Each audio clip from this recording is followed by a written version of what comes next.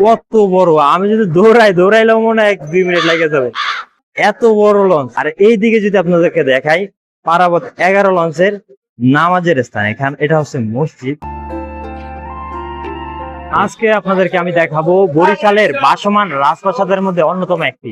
আমি এখন আছি সদরঘাটে। আর সদরঘাটের এসে বরিশালের লঞ্চগুলো যেখানে ছাড়ে ওখানে আসছি।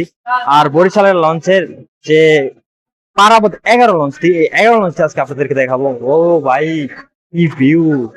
লাইটিং দেখলে তো মাথা নষ্ট। এত সুন্দর লাইটিং। আর এই যে লাইটিং এর কারণেই বরিশালের এই পারাবত 11 লঞ্চ সুন্দর। আর এই ভিতরেই ঢুকে দেখতে পেলাম যে এ হচ্ছে পারাবত লঞ্চের প্রথম তলা। ওইদিকে দৌড়াইলে আমার মনে হয় 1 মিনিট লেগে যাবে। এত বড় লঞ্চ, বরিশালের মানুষরা যায় এগুলা দিয়া। খেতার ঘাটতে বললে লাভ নাই, এরকম ভাবে কেউ যাইতে পারে না। আসলে সেই সুন্দর। আমি উপরে যাই। এই উপরে উপরে হচ্ছে কেবিন, প্রথম তলা হচ্ছে ডালা, আর উপরে হচ্ছে কেবিন। ও ভাই, কি সুন্দর ডেকোরেশন, দেখলে মাথায় নষ্ট। আর এইদিকে যদি আপনাদেরকে দেখাই, পারাবত 11 লঞ্চের নামাজের স্থান। এটা হচ্ছে মসজিদ। এখান দিয়ে নামাজের স্থান। আমি যদি এইদিকে যাই, এইদিকে হচ্ছে কেবিন, এই পাশে হচ্ছে কেবিন। এগুলা সব কেবিন। আমি তো মনে হয় লঞ্চে নাই, এখন কোন 5 স্টার হোটেলে আছি। এত পরিষ্কার পরিচ্ছন্ন পরিবেশ, এগুলা দেখে তো আমার পুরোই মুগ্ধতা পাচ্ছি। কারণ বাসে গেলে এগুলা এরকম আরামেশ করা যায় না। পারাবত লঞ্চের 3য় তলায় উঠবো এখন। এই 3য় তলার কিরকম! ও ভাই, আল্লাহ, এটা কি! এই মাথাতে যদি আমি ওই মাথায় দেখি, বিশাল বড় রাজপ্রাসাদের মতোই। কারণ নদীতে ভাসমান রাজপ্রাসাদ, এত বড় লঞ্চ, আল্লাহু আকবার। এগুলা কিন্তু সব হচ্ছে কেবিন। এগুলা সব কেবিন। এগুলা সব কেবিন।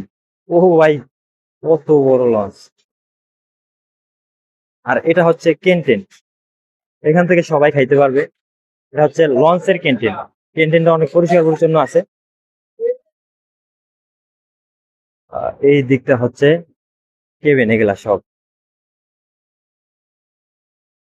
ভাই প্রশংসা করার মধ্যেই। কারণ আমি কোনো সময় এই বরিশাল লঞ্চে উঠিনি, কারণ আমার দ্বীপ জেলা ভোলা। কিন্তু আজকে আমি সময় পেয়েছি, কারণ আমার লঞ্চ 9টা বাজে ছাড়বে। এই সুযোগে আমি একটু বরিশালের এই যে দানবীয় লঞ্চ, আগে তো ভিডিও দেখে আসতাম, কিন্তু এগুলা আজকে একটু দেখবো, আপনাদেরকে দেখাবো। এই জন্যই আমি এখানে আসা। ও ভাই, ওয়েলকাম টু পারাবত 11 লঞ্চ। ভাই, এত সুন্দর লাইটিং আমার দেখে তো আল্লাহু আকবার।